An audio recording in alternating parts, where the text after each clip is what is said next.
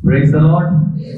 आज की सुबह के लिए प्रभु का धन्यवाद हो कि परमेश्वर ने हमें समय दिया है ताकि हम उसकी संगति में बैठे, उसकी संगति में बैठकर उसके पवित्र नाम को हम धन्यवाद दे सके। मेरे प्यारों, बहुत ही विशेष दिन पर आज हम यहाँ इकट्ठा है कि हम अपने परमेश्वर पिता के नाम को स्तुति कर सके, आराधना कर सके। आज सुबह जो परमेश्वर का वचन हम लोग समझने और सीखने जा रहे हैं वो है विश्वासी फलवंत कैसे बने। हालेलुया। हम सीखने जा रहे हैं कि विश्वासी फलवंत कैसे बने। कैसे बने? कई बार इस प्रकार से मिलते जुलते विषय आपने बहुत बार हमसे सुने हैं, सीखे हैं, समझे हैं, परंतु आज कुछ और संदर्भ में परमेश्वर के वचनों को हम समझेंगे, जानेंगे कि विश्वासी फलवंत कैसे बने। जब विश्वासी की बात हो रही है, फलवंतता की बात हो रही है, तो मैं बात बताना चाहता हूं आपको कि एक स्वस्थ पेड़ फलवंत शाखाओं का निर्माण कर सकता है।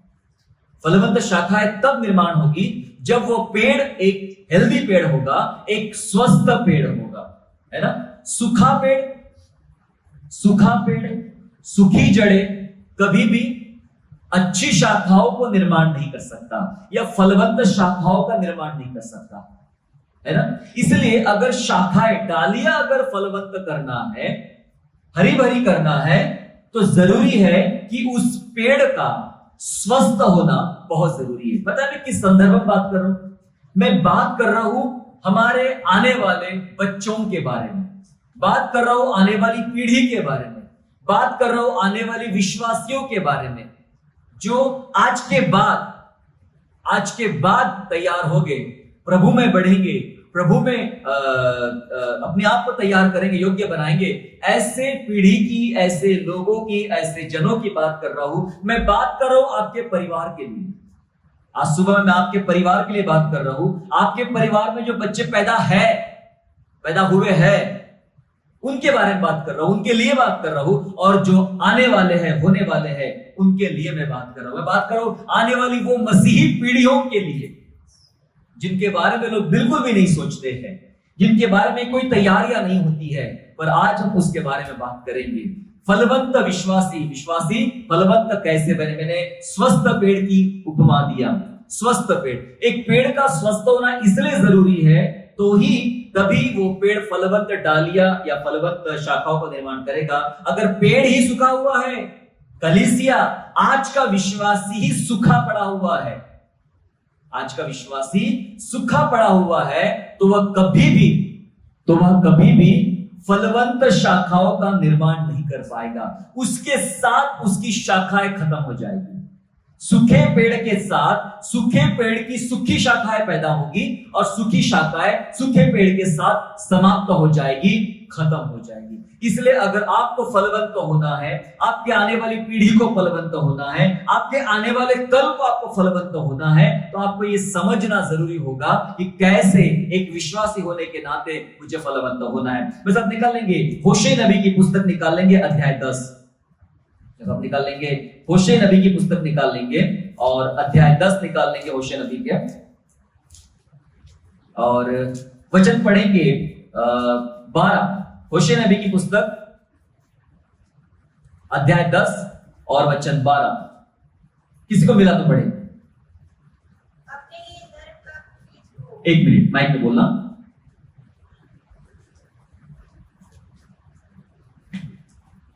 अपने लिए धर्म का बीज बो, अपने लिए धर्म का बीज बो, तब करुणा के अनुसार खेत काटने पाओगे। तब करुणा के अनुसार खेत काटने पाओगे। पहले अपने लिए धर्म का बीज बो। ओके, आगे। अपनी पड़ती भूमि को जोतो। हाँ जी, अपनी पड़ती भूमि को जोतो। देखो, अभी यहोवा के पीछे हो लेने का समय है। अभी यहोवा के पीछे हो लेने का समय है, और कि वह आए और तुम्हारे ऊपर उद्धार बरसाए। आमीन। वह आए और तुम्हारे ऊपर उद्धार बरसाए। लेकिन अभी जो टाइम चल रहा है, अभी कलीसिया के टाइम की बात हो रही है। अभी जो कलीसिया का टाइम चल रहा है, कलीसिया के लिए परमेश्वर का वचन है कि अपने लिए धर्म का बीज बो। अपने लिए, हालेलुया। दूसरों की बात नहीं हो रही है। दूसरों के लिए बात नहीं हो रही है, अपने लिए। अपने लिए आज जो हमें काम करना है, आज जो हमें जो तैयारी करना है वो अपने लिए होगी। अपने लिए धर्म का बीज बो। अगर आज आप अपने धर्म का बीज बोगे तो करुणा के अनुसार खेत काटने पाओगे। करुणा के अनुसार खेत काटने पाओगे। इसका मतलब होता है कि आज की तैयारी कल की कटनी होगी। हालेलुया। आज की तैयारी, एक विश्वासी होने के नाते आज आप क्या तैयारी कर रहे हैं? पता, यही तैयारी के बारे में परमेश्वर का वचन पिछले कई लंबे समय से बात कर रहा है। मैं बाइबल को ध्यान से समझ रहा हूं, पढ़ रहा हूं, समझ में आता है कि परमेश्वर का वचन बहुत गंभीर तैयारियों की बात करता है। एलिया, यूहन्ना, बहुत सारे लोग जो आए हैं वो तैयारी करने के लिए आए थे, कलीसिया की तैयारी करने के लिए आए थे। और बाइबल आज बात कर रही है कि अपने लिए तैयारी कर लो। आज जो तैयारी आप करेंगे, जिस प्रकार की तैयारी करोगे, उस तैयारी के आधार पे आने वाला समय, आने वाला कल और आने वाली पीढ़ी में आप कटनी काटने पाओगे। अगर आपने अच्छे बीज नहीं बोए हैं तो अच्छे फलों की खेती आपको नहीं मिलेगी। आप कटनी काटोगे, खराब फलों की कटनी काटोगे। अगर खराब बीज बोए हैं तो खराब फलों की कटनी काटोगे, और अच्छे बीज वो आपने बोए हैं तो अच्छे बीजों की कटनी काटोगे, मतलब अच्छे फलों की कटनी काटोगे। आने वाला समय के बारे में हर कोई बात कर रहा है। हर कोई आने वाले समय के बारे में बात कर रहा है, और हर किसी को पता है, मैं आपको बता दूं, हर किसी को पता है आने वाला समय कैसा आने वाला है। वो विश्वासी हो या अविश्वासी हो, वो यीशु मसीह को जानता हो या नहीं जानता हो, किसी भी धर्म का हो, कितना भी एजुकेटेड हो, कोई साइंटिस्ट हो या कोई भी हो, वो सब कोई, हर कोई इस बात को जानता है कि आने वाला समय खराब समय आने वाला है, बुरा समय आने वाला है। हम विश्वासी भी यही सब बातें करते रहते हैं कि आने वाला समय बहुत कठिन आने वाला है, बहुत बुरा समय आने वाला है, लेकिन कोई ये बात नहीं करता कि आने वाले बुरे समय में विश्वासी कैसे उस बुरे समय में भलाई को पैदा कर सकते हैं। इस पर कोई बात नहीं करता है, क्योंकि परमेश्वर ने जब सृष्टि की रचना किया, परमेश्वर ने जब बनाया, कलीसिया का निर्माण किया, तो परमेश्वर ने कलीसिया के लिए ये बात भी रखा कि जब जब कठिन दौर आएगा, मुश्किल दौर आएगा, परमेश्वर मुश्किल दौर को आसान कर देगा, आपके परिस्थिति को बदल देगा, आपके लिए जंगली स्थानों में भी एक उत्तम इंतजाम करेगा। मत भूलना उन इजरायलियों को जो मिस्र से निकाले गए थे, कैसा यात्रा के दौरान परमेश्वर ने उनकी मदद किया, उन्हें खाना खिलाया, उन्हें मीठा मीठा पानी पिलाया, उनकी जो जरूरतें थी वो सारी जरूरतें पूर्ण हुई। बाइबल कहती किसी के कपड़े तक नहीं फटे 40 साल तक, कोई बीमार तक नहीं पड़ा, क्योंकि यहोवा ईरे उनके साथ साथ चलता था, यहोवा रोही उनको खिलाता था। हालेलुया। उस विपत्ति के समय, उस कठिन दौर के समय परमेश्वर उनके साथ था और परमेश्वर ने उनके लिए इंतजाम किया। वही मैं बात आज आपको बताना चाहता हूं कि आने वाले समय तो बहुत बुरा समय आएगा, इसी लोग बातें करते हैं, बहुत खराब समय आएगा, लेकिन कैसे खराब समय, बुरे समय को आप भलाई में बदल सकते हो, भलाई पैदा कर सकते हो, इन बातों को हमें समझना और सीखना बहुत जरूरी है। मैं बता दूं, विश्वासी फलवंत होने की बात कर रहे हैं हम लोग, लेकिन मैं बता दूं आपको कि प्रभु के लोग जो होते हैं, सुन लीजिए सभी लोग, परमेश्वर के लोग जो होते हैं वे बुरे हालातों में भी फलते और फूलते हैं। बोलो प्रभु यीशु मसीह की। जी हाँ, बुरे हालातों में भी फलते और फूलते हैं, है ना। बहुत बातें करते लोग, बहुत कठिन समय है, बहुत खराब समय है, और डर है, डर सा आ गया है। डर पता है क्या आ गया है? क्योंकि आने वाले समय में बीमारियों का प्रकोप तेजी से बढ़ रहा है।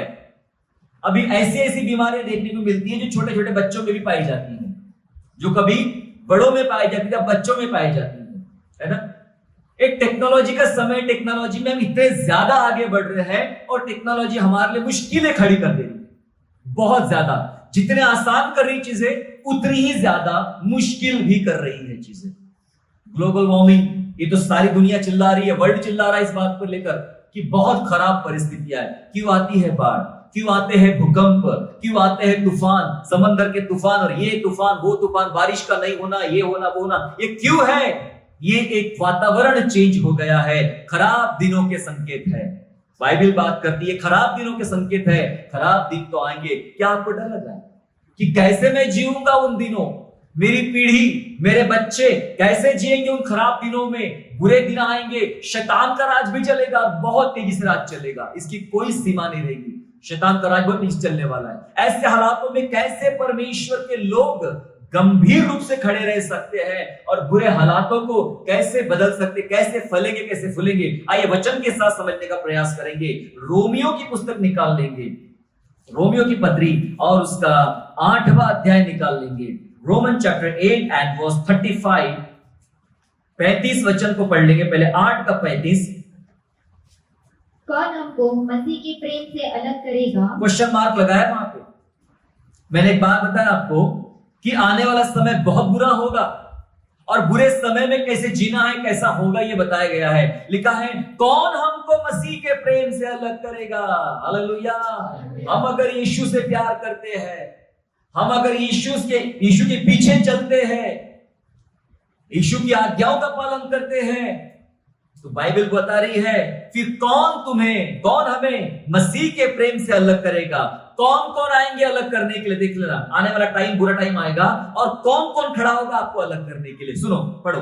क्या क्लेश आएगा या संकट? क्लेश आएगा तो क्या क्लेश तुम्हें अलग करेगा मसीह से? क्या लिखा है? क्लेश। बहुत सारे क्लेश आ सकते हैं आपके जीवन पे। बाइबल बोलती है क्या संकट, बहुत प्रकार के संकट आएंगे, तो क्या वे संकट हमें परमेश्वर के प्रेम से अलग कर पाएंगे? आगे या उपद्रव है ना, बहुत लड़ाइयां, ये देश की लड़ाई, वो देश की लड़ाई, एक देश दूसरे देश में लड़ाई कर रहा है। नई बात तो नहीं, ये सब बाइबल में लिखा गया है। एक धर्म दूसरे धर्म पर चढ़ाई कर रहा है, ये भी बात बाइबल में लिखी है ना। एक भाषावादी दूसरे भाषावादी पर चढ़ाई कर रहे हैं, ये भी लिखा है। उपद्रव मचा हुआ है। इन दिनों हम देख रहे हैं मणिपुर के हालात, हमारे भारत देश में मणिपुर के हालात बहुत बुरे और बहुत तकलीफ में चल रहे हैं। उपद्रव का समय है ना, उपद्रव का समय। लेकिन इस उपद्रव के समय में भी कलीसिया आज गंभीर रूप से खड़ी है, रास्ते में बैठ के प्रार्थना कर रही है। मणिपुर की कलीसिया घर नहीं है, चर्च नहीं है, रास्ते पर बैठ के प्रार्थना कर रही है। उपद्रव का समय, लेकिन उपद्रव भी मसीह के प्रेम से अलग नहीं कर पाएगा। आगे या अकाल, खाना नहीं है, सरकार बोलती खाना नहीं है, सरकार बोलती पानी नहीं है, ये नहीं है, वो नहीं है, और बहुत सारी चीजों का अकाल। बहुत सारे लोग अकाल से गुजर रहे हैं। मैं हाल ही में एक न्यूज पढ़ रहा था, उसने बताया कि पिछले वर्ष में 78 लाख लोगों को भरपेट खाना नहीं मिला। 78 लाख, 78 लाख लोगों को भरपेट पिछले वर्ष में खाना नहीं मिला। अकाल का दौर भी आएगा। क्या अकाल हमें मसीह के प्रेम से अलग कर देगी? आगे या नंगाई, क्या नंगाई या जोखिम या नंगाई, मतलब जब आपके पास में कुछ नहीं रहेगा, आप उघाड़े पर आ जाएंगे। क्या नंगाई आपको अलग करेगी या फिर जोखिम आपको अलग करेगी? बहुत सारे रिस्क आपको उठाना पड़ेगा। क्या रिस्क आपको अलग करेगा? क्या या तलवार। युद्ध का समय रहेगा, लोग तलवार लेकर आएंगे, युद्ध का समय रहेगा। ये तमाम बातें बताई जा रही हैं, ये संकट का समय कहलाता है। लेकिन सवाल सामने रखा, कौन हमको मसीह के प्रेम से अलग करेगा? आने वाला समय बहुत बुरा आएगा। ये कैसे कैसे बुरा आएगा यहां पर लिखा गया है। लेकिन प्रभु के लोग बुरे हालातों में भी फलेंगे फूलेंगे, इसलिए लिखा है इनमें से कोई भी बात हमें मसीह के प्रेम से अलग नहीं कर सकती। हालेलुया। इसका क्या मतलब है? हो सकता है आपको 2 टाइम की बजाय एक ही टाइम खाना मिलेगा, समझ रहे हैं? 2 जोड़ी कपड़ों की बजाय एक ही जोड़ी कपड़ा मिलेगा। मैं ये नहीं कह रहा हूं कि आप बहुत भरपेट खाओगे, हो भी सकता है, पर प्रभु तो ये भी परखना चाहता है, देखना चाहता है कि तकलीफ भरे हालात में भी क्या मेरे प्रति धन्यवादी बना हुआ है। कठिन दौर आएगा, कठिन समय आएगा, लेकिन उसके बावजूद भी बाइबल बात करती है क्या आप लोग आशीषित रह सकते हो? यस, मैं आधे पेट खाने में आशीषित रहूंगा, मैं एक जोड़ी कपड़े में आशीषित रहूंगा, मेरे घर पे कितने भी तूफान आए, संकट आए, उसमें भी मैं आशीषित रहूंगा, क्योंकि मैं यीशु का हाथ थामे रहूंगा। आपके संकट भरे नाव में यीशु का होना बहुत जरूरी है। हालेलुया।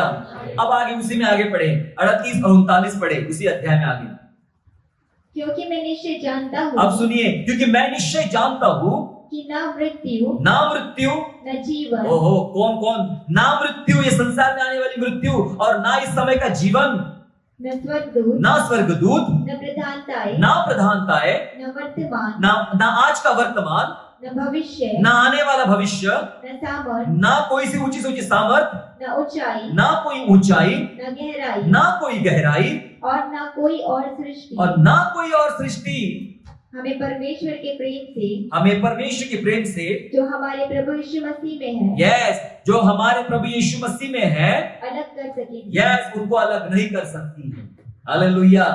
मतलब आने वाला टाइम कितना भी खराब आ जाए, उस टाइम में मृत्यु, जीवन, स्वर्गदूत, प्रधानताएं, वर्तमान, भविष्य, सामर्थ, ऊंचाई, गहराई और ना कोई सृष्टि हमें मसीह के प्रेम से अलग नहीं कर सकती है। हालेलुया। क्या कलीसिया विश्वास करती इस बात पे? क्या विश्वास करती है कि आने दो, हम गीत गाते हैं, आने दो दुश्मन को, शैतान से डरते नहीं हम। हालेलुया।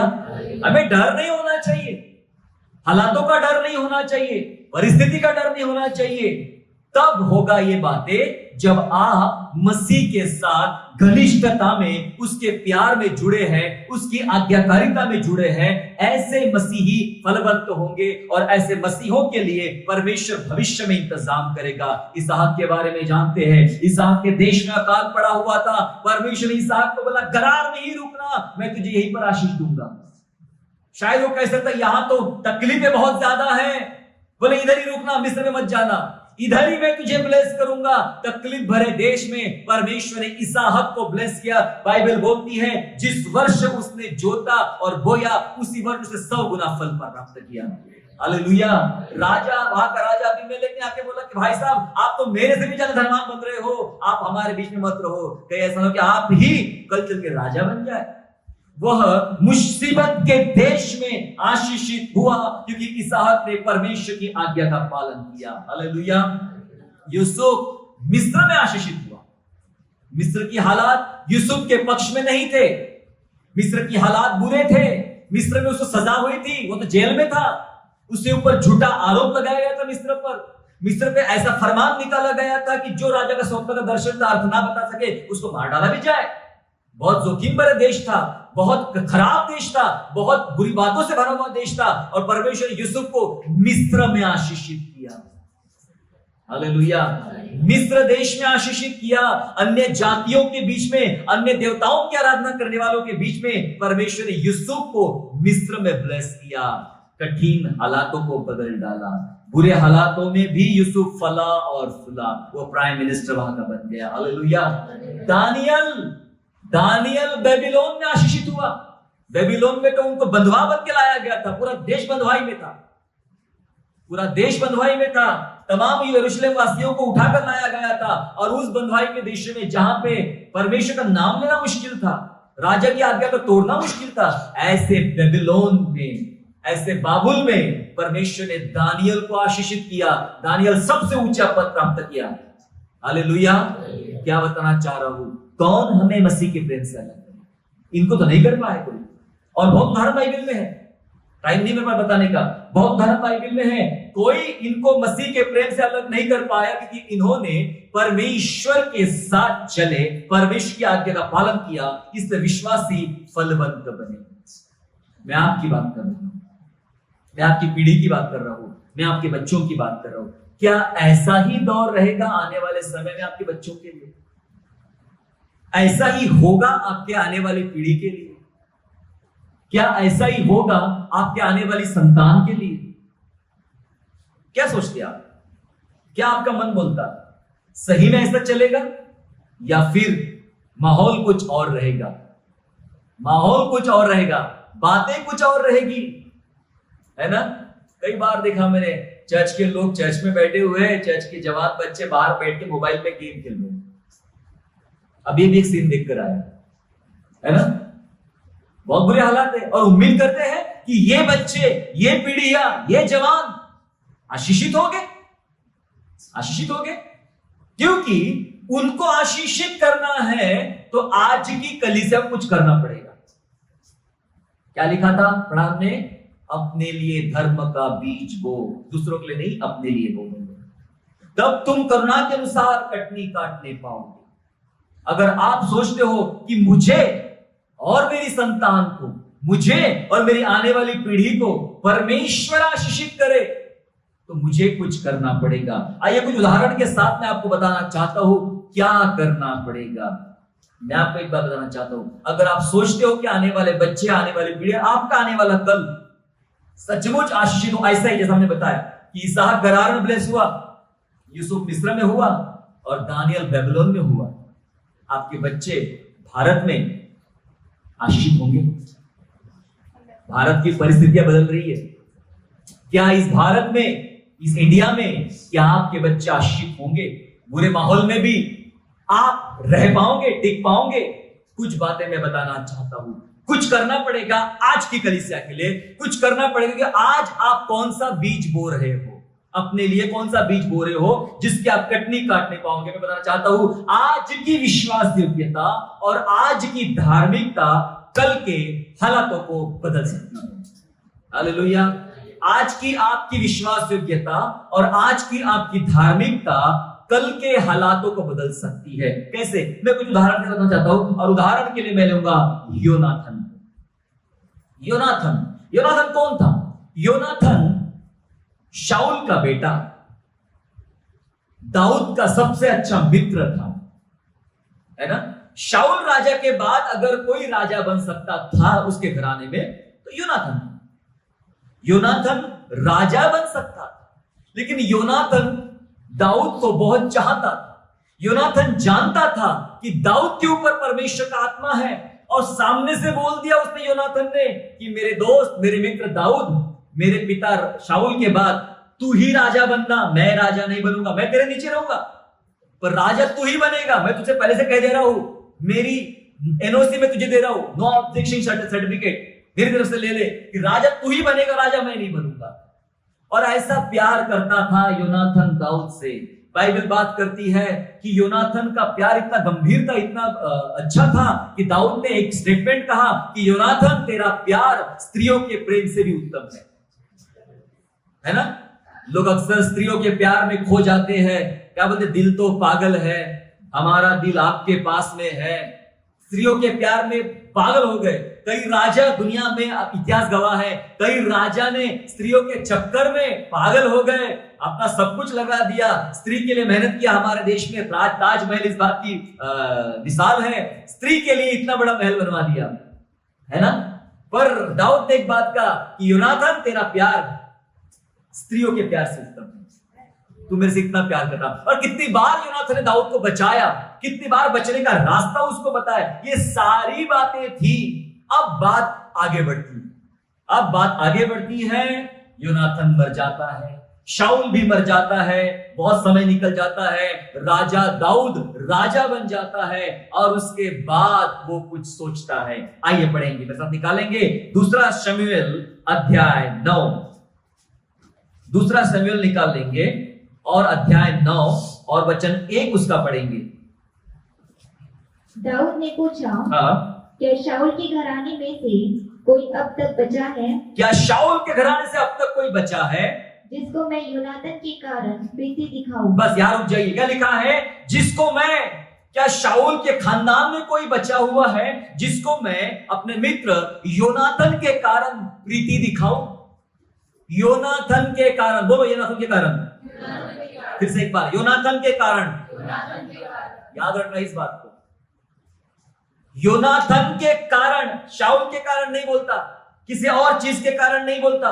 दाऊद एक बात करता है, मैं राजा बन चुका हूं, बहुत लंबा समय चला गया है, मुझे नहीं जानकारी है शाऊल के खानदान में कोई बच्चा है क्या नहीं। योनाथन की मरने की खबर उसके पास है, शाऊल के मरने की खबर उसके पास में है, पर उसके खानदान में कोई और बच्चा था नहीं था, ये कोई जानकारी दाऊद के पास में नहीं है। तब दाऊद बोलता है, कोई बच्चा है तो मुझे बताओ, कोई बच्चा है तो मुझे बताओ, ताकि मैं योनाथन के कारण प्रीति दिखाऊं। अब किसी पर प्रीति आने वाली है, किसी पर दया आने वाली है, किसी पर बहुत बड़ा कृपा आने वाली है, और वजह कौन है?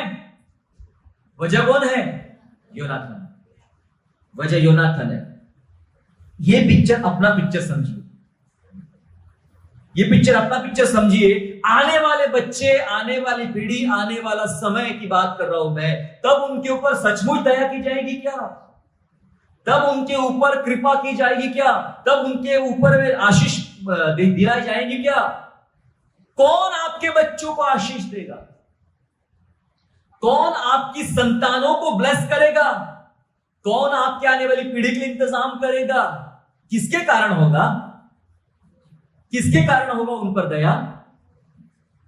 हाँ जी, जोर से बोलो, अरे जोर से बोलो, किसके कारण दया होगी उन पर? नहीं सुनाई है, जोर से बोलो। हाँ, हमारे कारण? सबका बोल रहे हो? हाँ, मेरे कारण। मेरे कारण होगी मेरे बच्चों पर दया, मेरे कारण होगी मेरे आने वाली पीढ़ी पर दया, मेरे कारण होगी मेरे आने वाले संतानों पर दया, आने वाले विश्वासियों पर दया। क्या लिखा है राजा दाऊद ने? बोलता है कोई बचा है जिसको योनाथन के कारण मैं प्रीति दिखाऊं।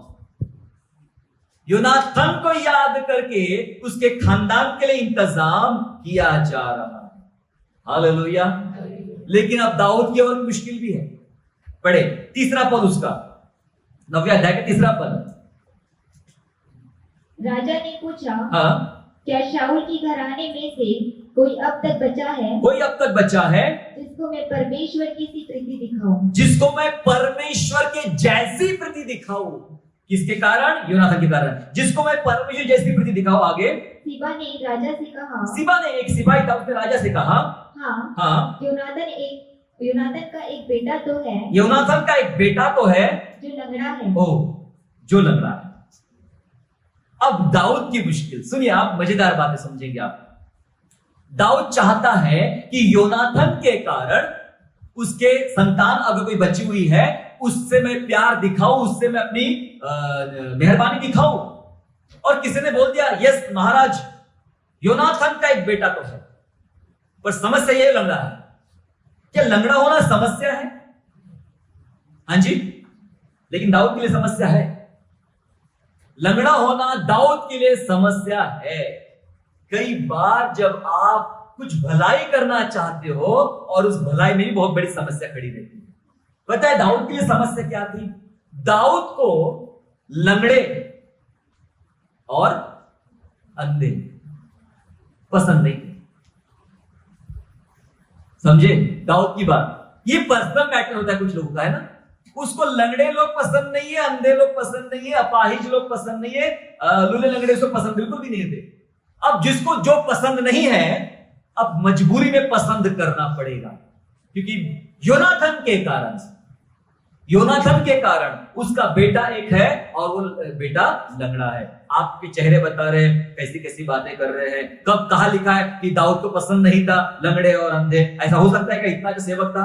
बताता हूं, रुको जरा, निकालो मेरे साथ में। दूसरा शमूएल 5वां अध्याय, दूसरा शमूएल 5वां अध्याय और वचन 8, 5वें अध्याय का वचन 8 पढ़ो। उस दिन दाऊद ने कहा, हाँ, जो कोई यबूसियों को मारना चाहे, हाँ, उसे चाहिए कि नाले से होकर चढ़े, हाँ, और अंधे और लंगड़े जिससे दाऊद मन से घिन करता है, यस, अंधे और लंगड़े जिनसे दाऊद मन से घिन करता है, घृणा करता है, उन्हें मारे, उनको मारे। अंधे और लंगड़ों को मारे। अंधे लंगड़े जो मिल जाए उनको मारे। दाऊद को बहुत नफरत है अंधे लंगड़ों से। आगे इससे यह कहावत चली, अंधे और लंगड़े भवन में आने न पाएंगे। अंधे और लंगड़े भवन में नहीं आने पाएंगे। अब दाऊद को तो पसंद ही नहीं है लंगड़े लोग, दाऊद को तो पसंद नहीं है अंधे लोग। मारने की बात बोल दिया था। और अब मुश्किल आ गई कि योनाथन के कारण उसके खानदान पे किसी पे दया दिखाना है। पता चला एक बेटा है मपीबोशेत नाम का, और वो भी लंगड़ा है। ये दाऊद की मुश्किल थी, है ना। ये दाऊद की मुश्किल थी। उसे वैसे लोग पसंद नहीं करते थे। लेकिन क्या करना पड़ा, मैं बताना चाहता हूं क्या करना पड़ा। योनाथन ने जो कभी किया था वो बात इतनी महान थी कि सामने वाला व्यक्ति कई वर्षों के बाद, सामने वाला व्यक्ति जो दाऊद राजा है, अगर मैं योनाथन के एंगल से देखूं तो दाऊद जो राजा है उसके अपने एक सिद्धांत है, राजा का अपना एक सिद्धांत होता है, राजा कुछ और सोचता है, लेकिन राजा को अपने सिद्धांत बदलने पे मजबूर होना पड़ा। राजा को अपने सिद्धांत बदलने पे मजबूर होना पड़ा। योनाथन ने कभी कुछ किया था, क्या किया था? अपनी विश्वास योग्यता और अपनी धार्मिकता जो उसने दाऊद के प्रति किया था। हालेलुया। क्या हालत बदली? चलो पढ़े दूसरा शमूएल 9वां अध्याय में, वापस बाजू में है, दूसरा शमूएल 9वां अध्याय और वचन 7 पढ़िए। 7 वचन में क्या लिखा है? दाऊद ने उससे कहा, हाँ, मत डर। दाऊद ने उस बेटे से कहा, मफीबोशेत से कहा, जो लंगड़ा था, उससे कहा मत डर, तेरे पिता योनाथन के कारण तेरे पिता योनाथन के कारण मैं निश्चय तुझको प्रीति दिखाऊंगा मैं निश्चय तुझको प्रीति दिखाऊंगा और तेरे दादा शाऊल की सारी भूमि हाँ? तुझे फेर दूंगा। ओ, तेरे पे दया करूंगा। हालांकि मैं तो मारने वाला हूँ सभी लंगड़ों को, अंधों को, लेकिन मैं तेरे पे दया करूंगा और तेरे दादा शाऊल की सारी भूमि तुझे फेर दूंगा और तू मेरी मेज पर हाँ? नित्य भोजन किया कर। आमेन। तू मेरी मेज पर नित्य भोजन किया करेगा। जिससे नफरत थी, जिसको तो मारने का, जैसे लोगों को मारने का फरमान था, ऐसे लंगड़े आदमी को उठाकर अपनी मेज पे बिठाया। तू मेरी मेज पर बैठेगा और मेरी मेज पर खाना खाएगा। ना केवल मफीबोशेत ने खाना खाया, उसका भी एक बेटा था मीका नाम का, वो भी खाना खाया। हालेलुया। उसकी खानदान की मदद की गई। एक मफीबोशेत के लिए, एक जवान के लिए उसके पिता ने जो किया था राजा दाऊद के साथ, उसका प्रतिफल मिला। हालेलुया। और ऐसा प्रतिफल मिला कि राजा को अपने सिद्धांत भी बदल देना पड़ा, व्यक्तिगत सिद्धांत भी बदल देना पड़ा। मैं आपकी बात कर रहा हूं, मैं कलीसिया की बात कर रहा हूं। कई बार हम हमारे आज के बारे में बिल्कुल भी नहीं सोचते। आज हम कैसा जीवन जी रहे उसके बारे में कुछ भी नहीं सोचते हैं। और ख्वाब हमारे बहुत बड़े हैं, सपने हमारे बहुत बड़े हैं कि मैं तो आशीषित होऊंगा, मेरा घर आशीषित होगा, मेरा समाज आशीषित होगा, मेरी पीढ़ियां आशीषित होंगी, ये होगी, वो होगी। लेकिन आप व्यक्तिगत रूप से आप आज क्या कर रहे हैं? आपके खानदान में कितने मफीबोशेत आने वाले हैं? आपके पीढ़ी में कितने मफीबोशेत आने वाले हैं? लेकिन आप में से कितने लोग योनाथन बनने को तैयार हैं? योनाथन है आज, कहते हैं मैं अपनी विश्वास योग्यता, मैं अपनी वफादारी बताने को तैयार हूं। पता है, हम इस संसार में रहते हैं और संसार का हाकिम शैतान, जिसके अंडर में बहुत सारे लोग फंस जाते हैं। ये हम सीख जाते जल्दी से, मुंह फिराना, मुंह फुलाना। मुंह फिराना भी एक पाप है, मुंह फुलाना भी एक पाप है ना? झगड़ा करना, बुरा मानना, बुरा बोलना, रिश्ते खराब कर देना, रिश्ते तोड़ देना मसीहों के साथ, है ना? और बहुत जो संसार में चलता आ रहा है वातावरण, उसी के साथ साथ चलना। 2 संडे पहले बता रहा था मैं, जो ये कहता है कि हमें तो दुनिया के साथ कदम से कदम मिलाकर चलना चाहिए, माफ कीजिए मेरे नजर में विश्वासी नहीं है। जो दुनिया के साथ कदम से कदम मिलाकर चलता है वो विश्वासी नहीं है। क्योंकि एक विश्वासी होने के नाते आप कभी भी आज के आधुनिक दुनिया के साथ कदम से कदम मिलाकर नहीं चल सकते। बाइबल पढ़ लेना तब आपको समझ में आएगा, ये इतना आसान नहीं होगा। समझ रहे? ये इतना आसान नहीं होगा। समझ लीजिएगा मेरे प्यारों, आज आप क्या कर रहे हो? आप कैसा जीवन जो अपने मसीही भाई बहनों के साथ, मसीही रिश्तेदारों के साथ, मसीही कलीसिया के साथ, मसीही अगुवों के साथ, अपने ही समाज में, अपने कम्युनिटी में आपका व्यवहार कैसा है? आप कैसा मसीही जीवन जी रहे हो? आपको कल की कोई फिक्र नहीं है। आप तो आज में लगे, मेरे को अच्छा नहीं बोला उसने, मेरी तारीफ नहीं किया, मेरे को धन्यवाद नहीं दिया, मेरे पीछे नहीं आया, मुझे इंसल्ट किया, मेरे बारे में कुछ चर्चा ही नहीं किया, मुझे बात बहुत हर्ट हुई, मुझे बात दुखी लगी। यही सब चीजें बताए आने वाली पीढ़ी की ब्लेसिंग खो देगी। समझ रहे आप? आने वाली पीढ़ी की ब्लेसिंग खो देगी। फिर आप हाथ मलते रह जाओगे। आपके खानदान में कई मफीबोशेत आएंगे और शायद कोई उनकी मदद करने नहीं आएगा। किसके कारण प्रीति दिखाऊं मैं तेरे पे? पूछेगा वो सामने वाला आदमी। दाऊद के जैसे कई लोग खड़े रहेंगे, पूछेंगे किसके कारण दिखाऊं? तेरे पिता ने तो मेरे साथ बुरा व्यवहार किया था, तेरी मां ने मेरे साथ बुरा व्यवहार किया था, तेरे भाई ने कुछ भला काम नहीं किया था, तेरी बहन ने मेरे संग बुरा व्यवहार किया था। मैं किसके कारण प्रीति दिखाऊं? आप सोच रहे कितना गंभीर मुद्दा है। आपके आने वाली पीढ़ियों के लिए परमेश्वर इंतजाम करेगा, पर कैसे? आपकी वजह से। आप आज क्या कर रहे हो? अपने लिए कौन सा धर्म का बीज बो रहे हो? आज आप क्या कर रहे हो? कैसा जीवन जी रहे हो? कैसा व्यवहार कर रहे हो, जिसको याद करके आने वाले लोग आपकी संतानों के लिए भलाई निर्माण करेंगे। हम तो थोड़ी थोड़ी बातों में बुरा मान जाते हैं, थोड़ी थोड़ी बातों में गुस्सा करने लग जाते हैं, थोड़ी थोड़ी बातों में विचलित हो जाते हैं, थोड़ी थोड़ी बातों करते में ये सब भूल जाते हैं कि मुझे कुछ धरोहर को थामे रखना है, मुझे कुछ बचाना है, मुझे मेरी पीढ़ी के लिए, बच्चों को बचाना है। कोई फिक्र नहीं करता किसी की। मैं बता देना चाहता हूं, आने वाला समय बहुत मुश्किल का रहेगा। फिर आपका बताएं, बहुत मुश्किल का रहेगा आपके लिए। मेरे एक बहुत ही अच्छे मसीह भाई हैं, और उन्होंने मेरे को उस जमाने में मदद किया था जब मैं साधारण विश्वासी हुआ करता था, नया विश्वासी हुआ करता था, आत्मिक रूप से भी और बहुत सारी वस्तु से उन्होंने बहुत हेल्प किया। मेरे अंदर एक ऐसी इच्छा जागती थी कि मैं इनके लिए मैंने कुछ करना चाहिए। वो भाई की प्रति जानकर मैं लगातार उनके लिए प्रार्थना करता हूं। उस भाई की प्रति जानकर उनकी फैमिली के लिए जो उनको जरूरत थी, जो बातें मैटर उनकी फैमिली में है, उसके लिए प्रार्थना करता हूं। हाल ही में कुछ दिन पहले मेरी उनसे मुलाकात हुई और जो खुशखबरी उन्होंने सुनाई वो सुन के बहुत तसल्ली मिली। इसलिए नहीं कि उनके घर में कोई खुशखबरी आने वाली है, मुझे वो बात याद है कि इस भाई ने मुझे प्रभु में उठाने के लिए बहुत मेहनत किया है। उस प्रीति के कारण मैं लगातार उनके लिए दुआ कर रहा था। मेरे जैसा एक साधारण आदमी किसी की प्रीति याद करके उसके परिवार के लिए दुआ करता हूं, और उसके लिए मैंने काफी इंतजाम व्यवस्था करने का प्रयास किया, काफी इंतजाम करने का प्रयास भी किया मेरे तरफ से जितना हो सकता था। उस भाई की प्रीति के कारण, फैमिली में और कोई नहीं, सिर्फ वो भाई की प्रीति।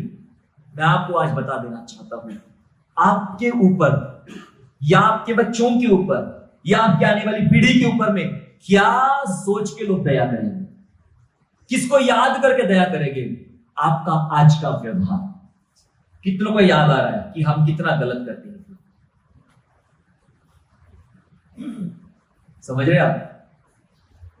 सचमुच आपको याद करेंगे लोग आज 20 साल के बाद, 10 साल के बाद, 30 साल के बाद आपको याद करेंगे लोग। इसके कारण, इसके भाई के कारण, इसके पिता के कारण, इसकी मां के कारण मैं इस पर दया करना चाहता हूं। होगा ऐसा? आपने क्या बोया?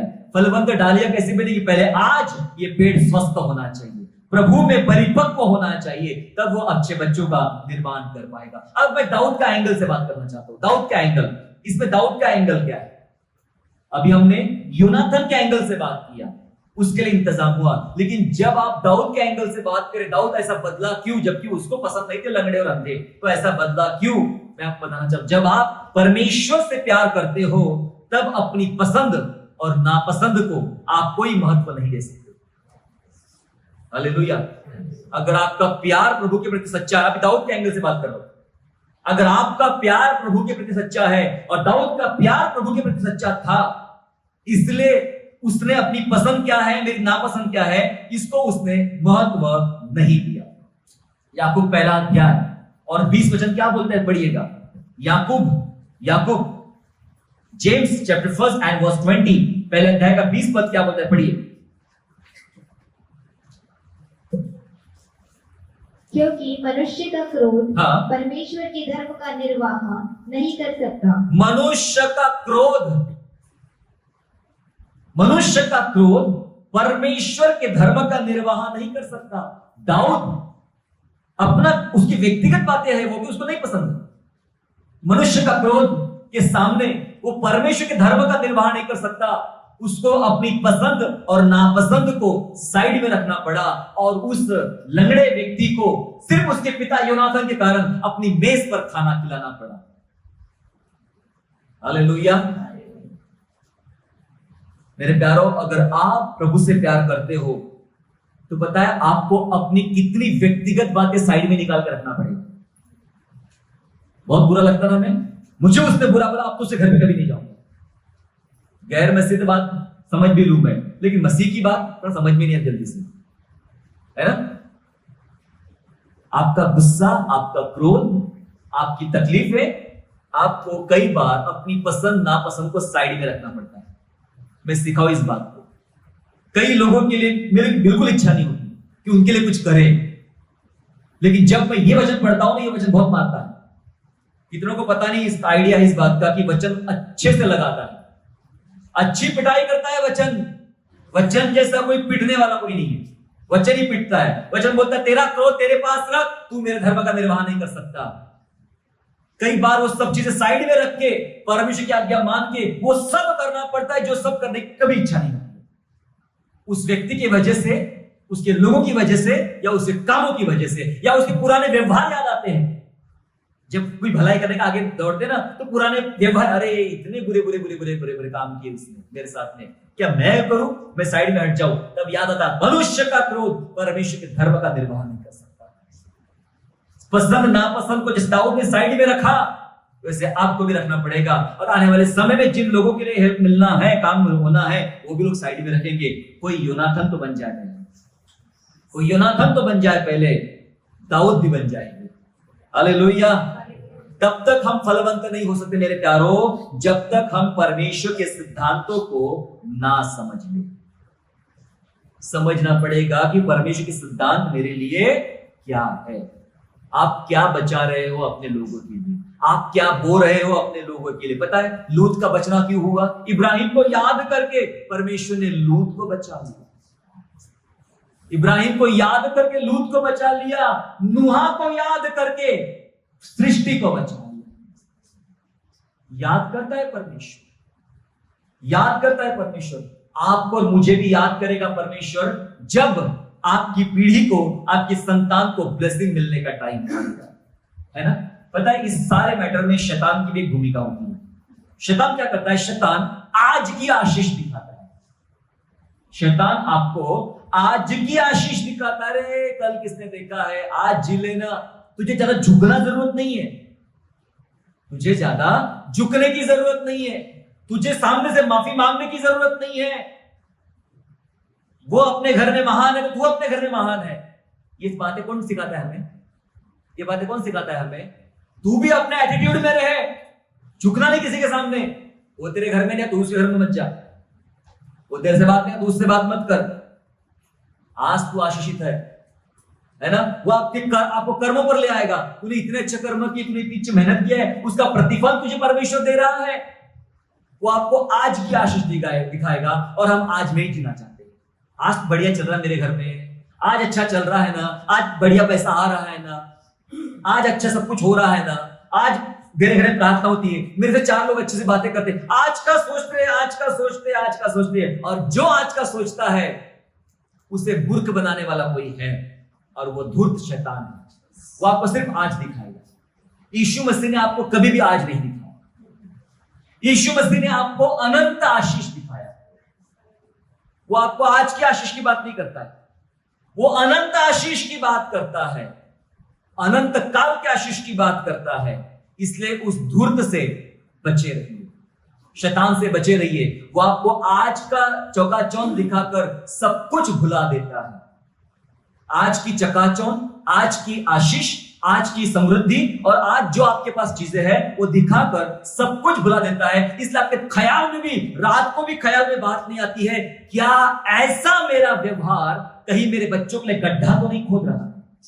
कितनी बार आपको पछतावा था इस बात का, आपने कुछ गलती कर लिया, आपने कुछ गलत कर लिया, रात को नींद नहीं आ रही। इस वजह से नहीं कि उसने आपने गलत किया या आपने ये किया, आपके डर आना चाहिए। ये व्यवहार जो आज मैंने किया, ये जो बात मैंने आज किया, ये 10 साल के बाद, 5 साल के बाद, 20 साल के बाद लौटकर मेरे संतानों पर अगर आएगी तो उस समय क्या होगा? आप अपनी आंखों से अपनी संतानों पर आग में जलता हुआ देखोगे। क्या करना पड़ेगा? आपको आज प्रार्थना करना पड़ेगा। अय्यूब वो जमाने का था, मूसा के भी पहले का, ऐसी प्रार्थना करता था। कदाचित तेरे बच्चों ने पाप किया होगा, वो बच्चों के बारे में सोचता था, है ना, बच्चों के बारे में सोचता था। कदाचित तेरे बच्चों ने पाप किया होगा, और उसके लिए रो रो के प्रार्थना करता था, रो रो के प्रार्थना करता था। अपने व्यवहार पर आपको नजर रखना है मेरे प्यारों। देखो 2 पत्रस 3 अध्याय 17 वचन क्या बोलता है, मैं खत्म कर रहा हूं 5 मिनट के अंदर। 2 पत्रस 3 अध्याय 17 वचन। इसलिए हे प्रियो, तुम लोग पहले ही से इन बातों को जानकर चौकस रहो, ताकि अधर्मियों के भ्रम में फंसकर, इस संसार में अधर्मी ने बहुत काम किया, करना चाह रहा है, तुम अधर्मियों के भ्रम में फंसकर अपनी स्थिरता को कई हाथ से खो न दो। अपनी स्थिरता को कई हाथ से खो ना दो। वजह क्या होगी? कई अधर्मियों की बातों में या उनके भ्रम में फंसकर। अधर्मी का यही भ्रम है, आपको आज दिखा दे। आज का मजा, बहुत सारे लोग गलत करते, पता है, उन्हें कल नहीं दिखता, उन्हें आज दिखता है। अरे आज तो कितना मजा है ना, आज कितना आनंद है ना, आज कितनी खुशियां है ना। एक बंदा मेरे से मिला 2 दिन पहले और मैंने उसके भविष्य पर बात किया। मैंने कहा मैं कोई प्रॉफिट नहीं हूं, मैं कोई भविष्यवक्ता नहीं हूं, लेकिन बता दूं मैं, अगर तू गलत करेगा, परमेश्वर की नजर में गलत चलेगा, तो परिणाम तेरे बच्चों को भुगतना पड़ेगा। चाय पिलाने मुझे ले गया एक जगह, शायद दोबारा कभी चाय नहीं पिलाएगा। ऐसी बातें सुनने के बाद कौन चाय पिलाएगा? क्योंकि मैंने उसकी गलती पर डांट दिया। अगर ऐसा काम करेगा तू तो निकल जाएगा, तेरे बच्चे नहीं बचेंगे इस पाप से। सावधान होने की जरूरत है। क्या लिखा है? अधर्मियों के भ्रम में फंसकर अपनी स्थिरता मत खो देना। सबको आज का अच्छा लगता है, अरे आज कितना बढ़िया है, आज मेरे पास पैसा है, आज मेरी शादी हो गई, आज मेरे पास कार है, आज मेरे पास बंगला है, सुंदर सी बीवी है, सुंदर सा हस्बैंड है। अरे अरे सुंदर सुंदर सारा टाइम रहने वाले नहीं है, ये सुंदर सुंदर सारा टाइम रहने वाले नहीं है, ये अच्छा अच्छा सारा टाइम रहने वाले नहीं है। आप कल नहीं देखना चाहते हो, शैतान आपको कल दिखाना नहीं चाहता है, नरक की भयानकता आपको दिखाना चाहते नहीं। अरे एंजॉय करो, खाओ पियो मौज करो, ये सिखाया गया हमें। हम सब आज देखते हैं, आज आज आज एक बार उनसे पूछो जिन्होंने कल देखा, वो आपको अनुभव देंगे। पता है ना, सुलेमान के बेटे रहूबियाम ने क्या किया था? यही गलती किया था। जिन्होंने कल देखा है उनकी बात नहीं मानी थी। बुढ़े नबी या बुढ़े लोगों के पास में सलाह लेने गए, बुढ़े लोगों ने अच्छी सलाह दिया, नहीं मानी। तुमको क्या सलाह, तुम तो बुढ़े हो गए हो, तुम्हारा जमाना नहीं है। अरे भाई, जो आज बुढ़े हो गए हैं, कभी वो जवान थे, उन्होंने बहुत सारी बातें देखी है, नहीं मानी, और अपने जवान दोस्तों की बातें मानी जो उसके साथ पले बड़े थे। परिणाम क्या हुआ? रहूबियाम राज्य खो चुका था, राज्य तो भाग में बढ़ चुका था। सुलेमान का बेटे ने, है ना, जिन्होंने कल देखा है उनसे बात करो, वो आपको समझाएं, कभी वो सलाह को गलत नहीं देंगे। लेकिन शैतान कल दिखाने ही देता नहीं आपको, शैतान आपको आज ही दिखाता है, आज का दिखाता है। मैं आपको बताऊं, आखिरी बात बता खत्म करना चाहता हूं। अगर कल जीना है, सुन लीजिएगा, अगर कल जीना है तो आज मरना सीख ले, आज मरना सीख ले। कल जीना है तो क्या है मरने का मतलब? मरने का मतलब यह होता है अपनी पसंद नापसंद को साइड में रखे, अपने हर्ट को साइड में रखे, अपने अंदर जो शैतान बुरे बुरे विचार डालता है ना, आपको भड़काता है एक दूसरे के विरोध में, उसको साइड में रखे। ऐसा कुछ करे कि आपके पीठ पीछे, आपके नहीं होने पर, हमारे हाथ में हमारा आज भी नहीं है, आपके नहीं होने पर आपकी संतानों पर दया का हाथ है। कौन आएगा दया का हाथ? आप क्या बोल, नहीं, प्रभु सब देख लेगा, प्रभु सब बचा लेगा, है ना, सब उसके हिसाब से सब हो जाएगा। नहीं साहब, ऐसा नहीं होता है। परमेश्वर लोग भेजेगा मदद के लिए, और लोग कहां से आएंगे? लोग यूनाथन की प्रीति को याद करेंगे, वो मदद करेंगे। आपके पीठ पीछे, आपके नहीं होने पर आप सोचते हो कि आपके पीढ़ी पर, आपके संतानों पर दया का हाथ आए, मनुष्य की कृपा है, प्रभु की कृपा भी है और मनुष्य की कृपा है, तो आज आपको यूनाथन जैसे बनना पड़ेगा, यूनाथन जैसे बनना पड़ेगा, ताकि आपकी पीढ़ियां फलवंत हो सके। मैं जानता हूं ये संदेश ग्रहण करने योग्य तो नहीं आपके लिए, लेकिन है बड़ा मुश्किल। अगर समझ ले इस बात को, जान ले इस बात को, इसकी गहराई को जान ले, तो आपकी पीढ़ियों को फलवंत होने से कोई रोक नहीं पाएगा। चाहे समय कितना भी अकाल का रहे, चाहे समय कितना भी बुरा समय रहेगा, उस हालत में परमेश्वर अपने लोग खड़े करेगा, आपका प्यार याद करके, आपकी मेहरबानी याद करके, आपने जो विश्वास योग्यता का जीवन उस व्यक्ति के साथ जिया है, वो याद करके, वो व्यक्ति हो गया, उसके खानदान के लोग हो गए, वो आपकी मदद के लिए खड़े हो जाएंगे। मेरे पास बहुत उदाहरण है बाइबल में, अब बताने का समय नहीं, कैसा कैसे कितने पीढ़ियों के बाद भी परमेश्वर ने याद रखा, उन लोगों ने याद रखा, कितनी पीढ़ियों के बाद भी, और दया का हाथ बढ़ाया। आइए हम स्थान पे खड़े हो जाएं, प्रार्थना करेंगे। Hallelujah Lord, thank you Jesus, धन्यवाद प्रभु। अगर आप फलवंत कलीसिया बनना चाहते हो, अगर आप आने वाले बच्चे, आने वाली पीढ़ी को फलवंत करना चाहते हो, आइए आज तैयार कर ले, स्वस्थ पेड़ बन जाए, ऐसा योनाथन के जैसे बन जाए कि जिसके द्वारा आने वाले कितने मफीबोशेत होंगे उनको मदद मिल सके। आइए अपने आप को तैयार करें और जांचें। Thank you Jesus Lord, hallelujah. पिता, हम यीशु के नाम से आपका धन्यवाद करते हैं। स्वामी, आपकी स्तुति करते हैं। हमने जान लिया पिता परमेश्वर कि तू हर एक विश्वासी को फलवंत करना चाहता है प्रभु जी। हम सब बातें करते आने वाला समय बुरा होगा, लेकिन बुरा समय कैसे भलाई में बदल सकता है, उसके लिए मुझे क्या करना है ये मुझे सिखा। हमें क्या करना है ये हमें सिखाइए प्रभु। हमारे जीवन में वो जानकारियां दीजिए, मार्गदर्शन दीजिए ईश्वर राजा। जैसा योनाथन ने किया हम भी वैसे करने वाले बने, जैसा दाऊद ने किया हम भी वैसे करने वाले बने। अपनी पसंद नापसंद को दूर करके परमेश्वर की आज्ञा का पालन करने वाले बने। प्रभु सहायता कर ईश्वर राजा। हम नहीं चाहते पिता हमारे बाद हमारे बच्चों का, हमारी पीढ़ी का, आने वाली संतानों का, आने वाले विश्वासियों का क्या होगा, लेकिन आज हम जैसा व्यवहार करेंगे, आज जैसा जीवन मसीह में जिएंगे, इसी का प्रतिफल हमारी संतानों को आज के 20 साल के बाद, 40 साल के बाद मिलेगा प्रभु जी, और उनकी संतान आशीषित होगी। धन्यवाद प्रभु, धन्यवाद यीशु। मफीबोशेत शायद अपनी सारी उम्मीदें खो चुका था, सब खो चुका था, लेकिन उसके पिता की प्रीति की वजह से, उसके पिता की विश्वास योग्यता की वजह से ना केवल मफीबोशेत पर उसके आने वाली कितनी पीढ़ियों ने आशीष प्राप्त किया। प्रभु धन्यवाद, आप ऐसा हमें सिखाते हो। यीशु नासरी, आप हमें क्षमा कीजिए, साफ कीजिए जहां जहां अपने परिवार में हमने गलतियां किया, जहां अपने विश्वासियों में गलतियां किया, मसीह समाज में हमने गलतियां किया, प्रभु वहां वहां में क्षमा कीजिए यीशु राजा। और आज ऐसा योग्य व्यक्ति बनाइए प्रभु जी, सचमुच मेरे पीठ पीछे, मेरे नहीं होने के बाद, हमारे नहीं होने के बाद हमारी संतानों पर सचमुच प्रभु की दया और मनुष्य की दया आने वाली बने। प्रभु धन्यवाद करते यीशु, दया कर, अनुग्रह मांगते, धन्यवाद करते हुए यीशु नासरी के नाम से प्रार्थना मांगते हैं।